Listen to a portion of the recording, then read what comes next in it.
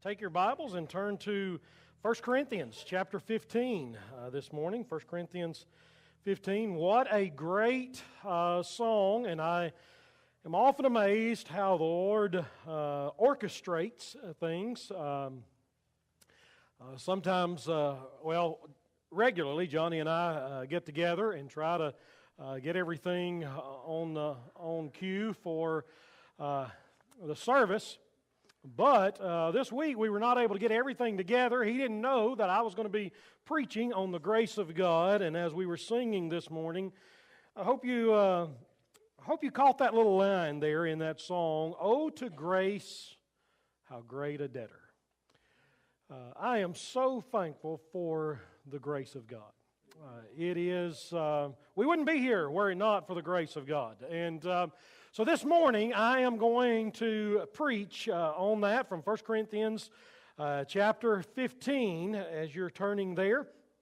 I was telling someone this week, we were talking about sermons, and I was telling them the story of the little boy who after church one Sunday morning came through the door. He was shaking the preacher's hand, and when he went through, he shook the preacher's hand and he said, "Preacher, that was a warm sermon." And the preacher thought, what? He'd never been told that he'd been told that, it was a good sermon or a great sermon. And so the little boy went on by, and then the next Sunday, the little boy came back through and said, "Preacher, another warm sermon." And it just confused the preacher, and he thought, if that boy does that again, I'm just going to have to find out what he's talking about. So the next Sunday, sure enough, the little boy shook the preacher's hand and said, "Preacher, that was a warm sermon." And he stopped the little boy. He said, "Son, what do you mean by a warm sermon?" He said, "Well, preacher, warm, it means not too hot." And so this morning, I don't know, we may just have a warm sermon. It may not be too hot, but I tell you what, when you're talking about the grace of God, there is a lot to say. 1 Corinthians chapter 15. John was 7 years old when his mother died. And she had prayed that he would become a preacher. However, his life from that day forward, from his mother's death, in many years would never resemble the life of a preacher. At the age of 11, John headed down a road that would take him essentially what seemed to be far from the prayers of his mother. And with only 2 years of schooling, John boarded a ship and began a rugged and cruel life of a sailor and a slave trader. He grew into a godless man, an abandoned man, if you will. He actually became known among the sailors as the great blasphemer. He was known for his vileness. Much of his life was repulsive to many of his own fellow tradesmen. Said that he was once flogged as a deserter from the Navy. And for 15 months he lived half-starved and ill-treated as a slave himself in Africa. But at the age of 23, while he and the crew of Newton's ship, the Greyhound as it was called, were caught in a life-threatening storm, Newton began to think about his life that along with the reading of Thomas à Kempis, planted the seeds that God would use to bring John to Christ. And as he began to think about, as he received Christ and he began to grow in his faith, he wrote these words: "Amazing grace, how sweet the sound that saved a wretch like me. I once was lost, but now I'm found, was blind, but now I see." John Newton, the great songwriter, the hymn writer of the faith, and Amazing Grace, what we would call the alma mater, if you will, of Christianity, was written by a man whose life was godless, abandoned, but it was radically changed by grace. And that story could be told countless time again and again. You know people, I know people, and when we get down to brass tacks this morning, we not only know people, we are people who the grace of God has radically changed. But I suppose that there is no other that the grace of God has changed any more than the writer of our text this morning in 1 Corinthians chapter 15. These words were not written by Newton, but they were written by a man that was just as depraved and just as wretched, if not more. A man that we know as Paul, but once was known as Saul of Tarsus. A man who made his living and found his joy and found his fulfillment in life in destroying the Christian faith and those who held to that Christian faith. That's what he did for a living, and he did a very good job. But just as John Newton on the rough waters of the sea found the grace of God came to him and he understood it and received it, so was it with Saul of Tarsus as he was riding down the Damascus road. And the story is told, you can read it in Acts as Paul gives his own account, how the light shone from heaven and it was so bright that it knocked him to the ground and blinded him. And on that day, Paul was gloriously saved. And not only gloriously saved, he was gloriously changed, and his life would never be the same. And in 1 Corinthians chapter 15, he gives us just a little caveat. Just a little dab of information about that I want us to read this morning, and it's a passage and a text that's worthy of you underlining this morning if you have a pen in hand. 1 Corinthians chapter 15, verse 9, Paul says this, "For I am the least of the apostles." Let me stop right there and just say this. When you experience grace, it changes the way you perceive yourself. Grace-filled people are not proud people. You see, grace-filled people come to the understanding that I am nothing, I am worthless in the sense, I have nothing that is desirable that I could bring about my own salvation. And Paul says, I want you to understand, first of all, I am the least of the apostles in verse 9, unworthy to be called an apostle. Why? Because I persecuted the church of God. Notice verse 10, but by the grace of God.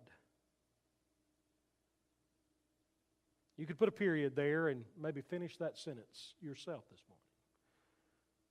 But by the grace of God, how would you fill it in? Could you fill it in this morning? Paul says, but by the grace of God, I am what I am.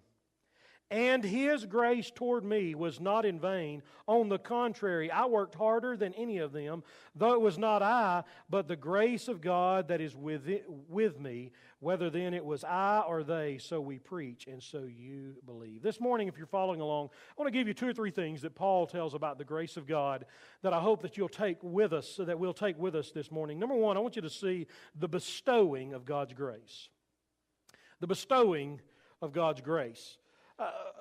The King James, I'm reading from the ESV. I like what the King James says, but it says this, but the grace of God which was bestowed upon me. The idea of bestowed and that Paul presents is that it was a gift. But also when you're studying the Bible, I think it's also important not only to understand what the Bible says, it's very important to understand what it doesn't say. And there's a lot that Paul doesn't say this morning in this passage. Let me tell you a couple of things that Paul doesn't say. He doesn't say the grace of God which was earned by me. Grace is never earned. Now, there's a lot of people who try to earn it. There are a lot of people who won't earn it. There are a lot of people who are doing things thinking they are earning the grace of God. But Paul says, you know what? This grace was not earned by me. Notice what else he doesn't say. He doesn't say the grace of God which was deserved by me. When it comes to grace, not only is it never earned, it is never deserved.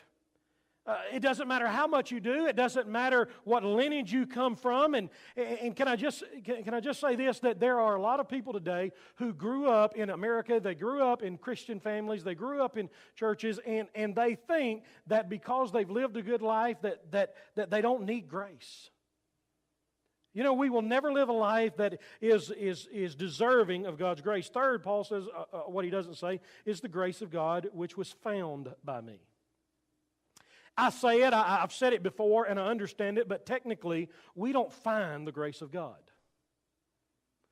God pursues us, and God comes to us, and God searches for us.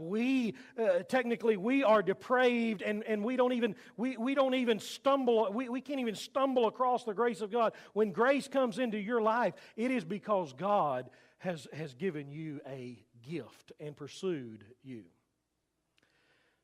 But why? I think that's a worthy question. Why doesn't God allow us to earn it? Why doesn't He allow us to deserve it? Why does He give it to us as a gift? I believe there's a couple of reasons that I want to share with you this morning. Number one, it keeps us from boasting. You see, the reason that God gives us grace, the reason we don't deserve it or we don't earn it, is because it keeps us from boasting. It keeps us from boasting. You can write down this passage. Ephesians chapter 2, verse 9 says this, For by grace are you saved through faith. It is the gift of God, not of works. And this is what Paul follows up. Lest any man should boast. What is Paul saying there? The reason that God gives us a gift, the reason that God doesn't allow us to earn it, is because it keeps us from boasting. Let me try to illustrate that this morning. Let's say that salvation were reduced down to one thing this morning. And if you could just do one simple thing, God put in His Word, okay, here is the deal. If you want to be saved, if you want to find joy in life, if you want to spend eternity in heaven, if you want to be forgiven of your sin, I'm going to let you earn it, and there's only one thing you've got to do. This is it. You have to run 60 miles an hour. That's it. 60 miles an hour, clock it, get you a radar gun. Once you hit it, it's done. You know, if that was the case, number one, we couldn't do it. Matter of fact, the fastest man on earth today is Usain Bolt. What a great last name when you're the fastest man on earth, Bolt. 23.5 miles an hour is what he runs. So if 60 is the key, then we're all in bad shape. But let's just say, for sake of illustration, that was the deal. It would change our lives. It would change our lives in this way. It would change the way we operate from day to day. If 60 miles an hour was the only thing that we had to do to be saved, man, we would begin doing some serious working, wouldn't we? How many of you would probably start a running regiment a little more if that was it? All right. You know, my wife, God help her, she ran across this little app called Couch to 5K. And she's been working on that, and she's got me doing it.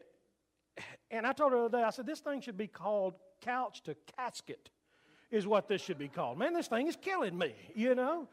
I mean, we go out, and she's got this on her phone, and we run for 2.5 hours, it seems like. And then we break and walk for 1.9 seconds is what it says. Now, technically, it's like you run for 2 minutes, and then you walk for 3 minutes, and then you run for 3 more minutes, and it kind of builds you up over time to where you can move from the couch to your casket. And I mean, it's just a simple thing, you know. But if that were the case, our life would radically change. Man, we would get in a running regiment. We would buy a treadmill, or we would take the clothes off of the treadmill that we have at the house, and we'd hang those clothes up in the closet instead of hanging them on the treadmill that we have. We would change our regiment drastically in life. I tell you what else, if that was the way to be saved, it would change how we do church. You see, if all we had to do to be saved was run 60 miles an hour, it would change the way we relate to one another in church. You see, if running 60 miles an hour was the key, then what would happen is every Sunday morning when we came to church, there would be conversations that took place like this. Well, hey, Tyler, how you doing, man? How much you run? How much you run this week? How fast you go? 10? I did 11. And then we'd come over here, and I'd say, Clint, man, how you doing this morning? You get some running done this week? You ran a mile? I ran 3. You know what? It would create boasting. You know, we would begin to compare ourselves among ourselves, and the Bible says that they that compare themselves among themselves, they're not wise. Not only that, but see, if grace is earned, then we would begin to see, we would begin to keep a chart. And we'd walk away from church today and say, at least I got a better chance than 6 of them. Or we'd walk out of church and go, oh my goodness, I was the worst one there. I didn't run a lick. Lord, I didn't run any this week. I just laid on the couch the whole time. Please don't come back this week. Please let me live another week, because I know everybody in there is going except me.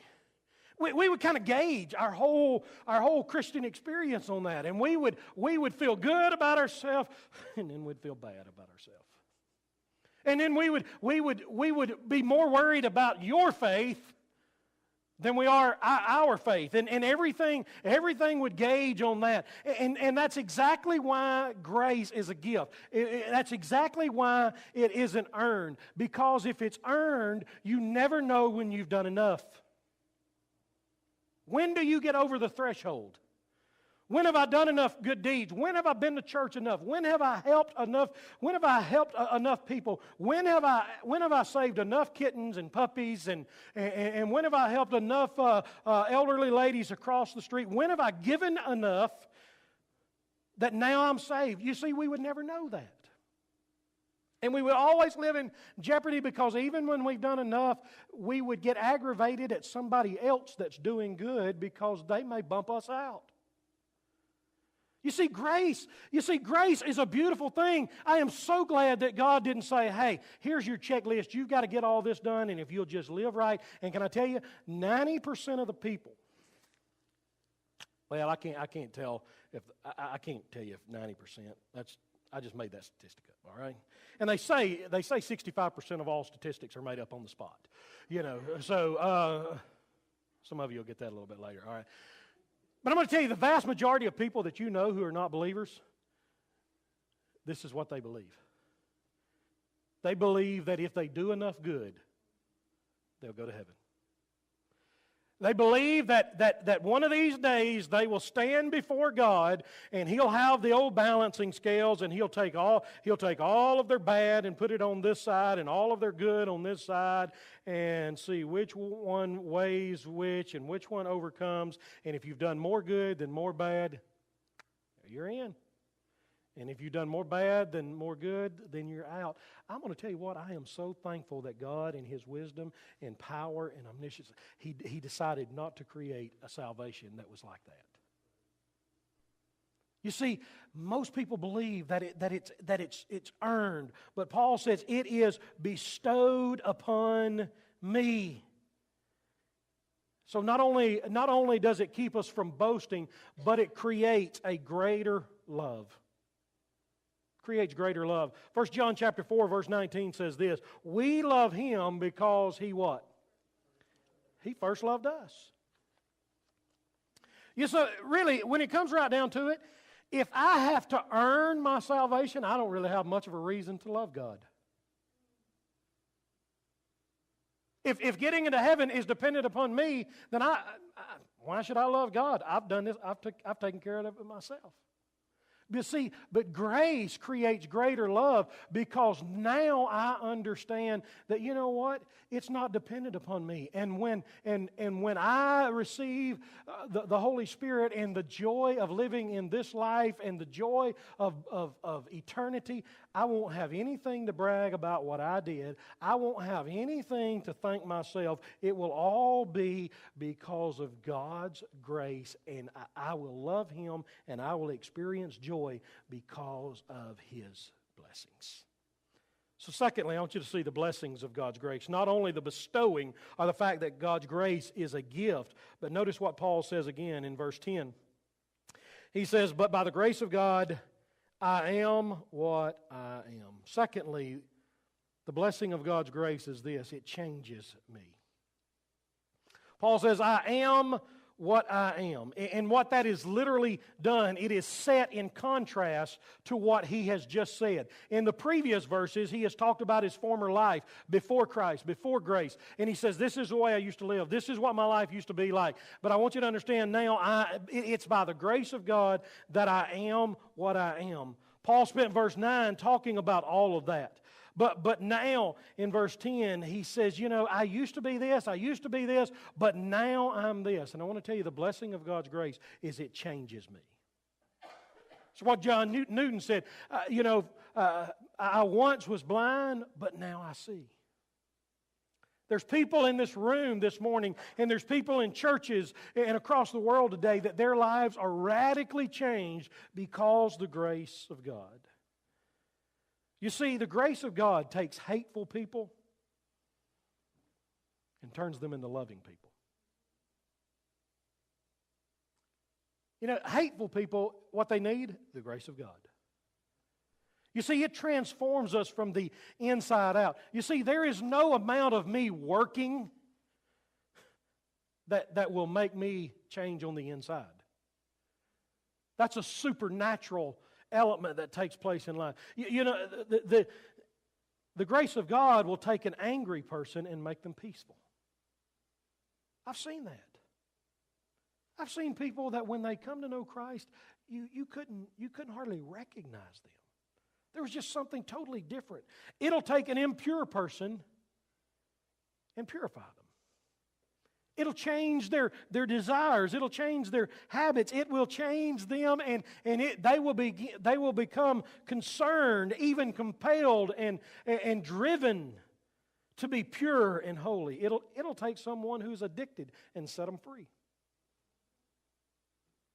It'll take an addict in whatever addiction that you have. Now, does it happen overnight? Sometimes it does, and sometimes it doesn't. But the grace of God changes. In the life of Paul, the grace of God was a continual process. And can I tell you this? Once you get saved, once you receive Christ, it's the grace of God that is continually working on us. We never get over it. The grace of God is not just a one-time act and we're done. The grace of God is continually working on us. But Paul says the grace of God, it changes me. Secondly, he says the grace of God challenges me. Notice verse 10 again. He says, but by the grace of God I am what I am. And notice this, and His grace toward me was not in vain. On the contrary, I worked harder than any of them. Secondly, the grace of God challenges me. Paul said, I've had a lot to do, but it's been the grace of God that's enabled me.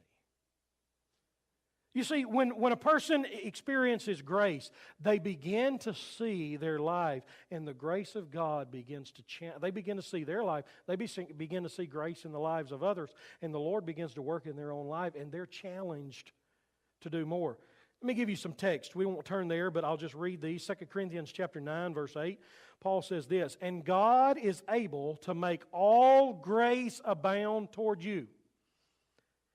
Why? That you always, having all sufficiency in all things, may abound to every good work. You want to know what helps you grow spiritually? The grace of God. Even as a believer, it's not the power within me that's doing it. It is the grace of God that is being given to me. 2 Corinthians chapter 12, verse 9. Paul, once again, the Lord speaking to Paul, and he said unto him, my grace is sufficient for thee, for my strength is made perfect in weakness. And Paul says this, most gladly, therefore, will I rather glory in mine infirmities, that the power of Christ may rest upon me. Paul is saying, even in my weak times, it is the grace of God that strengthens and enables me. Ephesians chapter 3, verse 7 says this, wherefore I was made a minister according to the gift of the grace of God given unto me by the effectual working of His power. I was made into what I am today by the gift of the grace of God given unto me. Paul, once again, he's saying everything that I'm doing. You know, people would say to Paul probably, you know, Paul, you're traveling all over the world and the country, and man, you're being stoned and you're being persecuted and shipwrecked and snake bit. How do you handle all that? Paul would have one word: grace. Paul would say, you know, I couldn't do it were it not for the grace of God. It is the grace of God that came to me on the Damascus road that day that changed me, but it is the grace of God that comes to me every day that is challenging me to do more. You see, we do not do what we do to receive the grace of God, but we do what we do to reveal the grace of God. I don't do the things that I do so that hopefully God will look at me and say, okay, it's enough. If I do, then once again, that's not grace. That's works. I don't do what I do to receive God's grace. I do what I do to reveal God's grace in my life. Third, the grace of God chaperons me. Look at verse 10. But by the grace of God I am what I am, and His grace toward me was not in vain. On the contrary, I worked harder than any of them, though it was not I, but the grace of God, notice these words, that is with me. You see, when you receive the grace of God, it begins to be a part of your life, and it goes everywhere you go. You remember growing up, having chaperones? Any of you have to have chaperones when you dated growing up? Any of you, can you remember growing up dating? All right. Well, so I may be in a category all by myself, but I remember when Colette and I dated, once she asked me out, and I said yes, and we kind of started, I started fulfilling her dreams, and now, that's not entirely correct this morning, all right? Just in case you didn't know. But when we started dating, her parents, and I'm thankful for this, her parents wouldn't let us single date. All right, parents, I'm helping you out here, all right? The teenagers are going, move on, Brother Randall, move on, find something else to talk about, Her parents, they said, no, y'all can't go out single dating. You got to go out in groups. You got to go out. You can date at church. You can date at youth meetings. And if you go somewhere, if I ask her out to go get ice cream or whatever, sure, got to take somebody with you. All right, get one of them stupid twins, one of your sisters. So we had to go. One of her sisters would have to go with us, and of course, I'd have to buy theirs. I mean, it's just terrible. But the chaperone, they were with us. They were just there all the time. And at the end of the day, the whole process was, I did understand it at the time, it was there to protect us. Parents, I would just say that's not a bad idea. Whatever age your children are, I would tell you this, that probably protected us from a lot of temptations. A lot of temptations. But now I'm meddling, so let me get back to preaching. But the chaperone, they were just with us. Sometimes they weren't noisy, they weren't visible, they were just there. In the grace of God, sometimes you may not see it. Some days you may not perceive it. Some days it may not be as real and as loud in your life. But Paul says, I want to tell you all of this that's going on in my life, but the grace of God that was with me. It literally means it was His companion. It was the thing that when Paul was tempted, he would say, no. God has been too good. I don't want to do anything that would bring reproach on the name of Christ. I don't want to hurt the one that has loved me more than anyone. And that grace just challenged him. It changed him initially, but it challenged him consistently, and then it chaperoned him every day. It was just his companion. Let me tell you a couple of things that I've learned about grace. When you experience grace, you learn to highly recommend it. When you experience grace, you learn to highly recommend it. You just flip through Paul's epistles. You just read 1 Corinthians, 2 Corinthians, and Galatians, Ephesians, Philippians, Colossians, and 1 and 2 Thessalonians, and 1 and 2 Timothy, and Titus, and all of those. And one of the things that you'll find quite often, almost in every one, is that Paul opens up those with something about the grace of God. Why? Because when you experience the grace of God, you want everybody to have it. And whether he was writing to a group of Christians in Colossae, or whether he was writing to a group of Christians in Philippi or in Galatia or in Rome, he was saying, hey guys, hey, let me tell you what you need. You need grace. When he would write to a church and they were having problems, he'd say, well, let me tell you what you need. You need to understand grace. You see, grace will help you to work out problems between yourself. Grace will help you to work out things within your marriages. Grace will help you to work out things, interrelational conflicts. Grace will help you to have the strength to deal with the things that you're dealing with. And you just recommend it. Paul does that. And when we experience grace, we get out and we want everybody to have a little bit of what we have. It's too good to keep to ourselves. I'll tell you what, once you really get a good dose of grace, not only do you recommend it, you request it. You want more of it.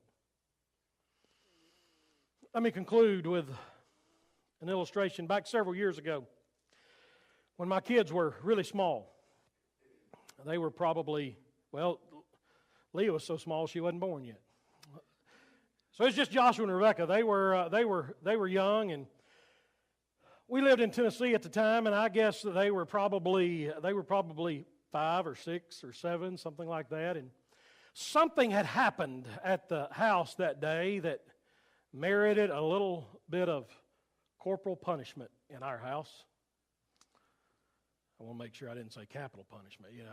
That didn't happen because they're still here. But corporal punishment. And I remember I said, okay, go to the room. I'll be in there in a minute. And because my kids got spankings growing up. I tell people, when I was growing up, we got whoopings. A lot of people get whippings, but there's a difference between a whooping and a whipping. I mean, if you ever had a whooping, you know it, all right? But my kids, I said, you send them, you go back there, just bend over to bed. I had a little paddle, and I walked in there, and there they were. Spread eagle out across the bed. And they were waiting. They knew what was coming. And I got my paddle. And I did the drill. It's going to hurt me worse. And that ain't really true. It never hurts us. Is where but you're supposed to say that as a parent. But, there they were. I said, all right, bend over. And always went through. Now, you know why you're getting this spanking? Yeah. I did. I don't even remember what it was then, but I had them tell me why they're getting a spanking. Because I never wanted them to say, because you got mad or because we got caught. There's a specific reason. So I said, okay, bend over. So there they are, just a shivering, just waiting on it, waiting on the countdown. So I lean up against the wall with my paddle. I take my foot. Wham! They thought they'd got shot into eternity, man. But then they realized they were still living. And they looked around thinking, that didn't hurt. That's the best spanking we ever got. And I said, sit up. And I said, here's the deal. I said, y'all know what grace is? And they kind of knew a little bit about grace, but I said, you know what did you deserve punishment? Yes, sir. Did you do anything wrong? Yeah. Should I have spanked you? Yeah. But I tell you what I did. Although you deserved it, I didn't give it to you. I took it myself, if you will. And so in that moment, we learned a little lesson about what grace is, what mercy is, that you deserve something and you didn't get it. because I made a choice not to give it to you. Well, they were enthralled about the idea of grace. They loved it. But the next week, may have been that afternoon, I don't know, grace wore off in their life, I guess. And they needed another spanking for something totally different. I said, go to your room, lay in there. Went in there, sprawled out, ready. And I don't remember which one it was. I think Joshua says he said it. Becca says she said it. I don't remember. But I remember one of them, before I was spanking, I said, whoa, Daddy. Can we have another one of those grace spankings today? I said, no, baby, you're learning about justice today. You know, this is going to be a lesson in justice today. But you know, here's what I learned about that, and here's what I tell you about that. When you experience grace, not only do you recommend it, you rely upon it. You want it. You want it today, you want it tomorrow, because you understand that it changes you. Not that it just true grace, the grace of God, not that it just stops the paddle, not that it just eliminates the punishment, but that it changes my life. It does exactly what Jesus said that He came to do. The thief comes but to steal and to kill and to destroy. But I have come that you might have life and have it more abundantly. And this morning, I want to challenge you, and I want to encourage us as families, as individuals, to receive the grace of God. If you're trying to earn it, stop. You'll never do it. You can't run 60 miles an hour. I can't do enough. I can't be good enough. I have to rely on the goodness of God and the sacrifice of Christ. And when I do that, He gives me everything. And I can't see it. I don't see it come down. I don't always feel it. But through the Holy Spirit, Christ begins to work in my life, and He begins to radically change me. And every day I get up relying on it a little more. And I want to tell you this. It is the grace of God that not only do I need it to just get to heaven, not only do I need it just in my Christian life, I need it in my marriage. I need it in my parenting. I need it in my relationships with other people. I need it in my mind. I need it in my heart. I need it in my emotions. I need it to think right. I need it to walk right. I need it to live right. I need it to respond right. Grace is more than just about what I get out of it when I die. Grace is about what I need to live. And this morning, I want to challenge us as families and individuals. If you haven't come to that point where you said, Lord, I guess I've just been trying to earn it. I guess I've been trying to live good enough. I want to put that down, and I want to receive your grace, plain and simple. I want you to do that. And today's the day to do it. And if you have received the grace of God, you've got to be careful. You can still get in a rut and think that you've got to work it. Paul says this, "O foolish Galatians, who has bewitched you that you should believe a lie? What you started by grace, now are you going to be able to become mature and perfect by works?" He says, no, it's grace, start to finish. And this morning, do you need more of it? Have you been relying upon it? Oh, have you called upon it? Oh, grace, how great a debtor that I'm constrained to be. It's calling.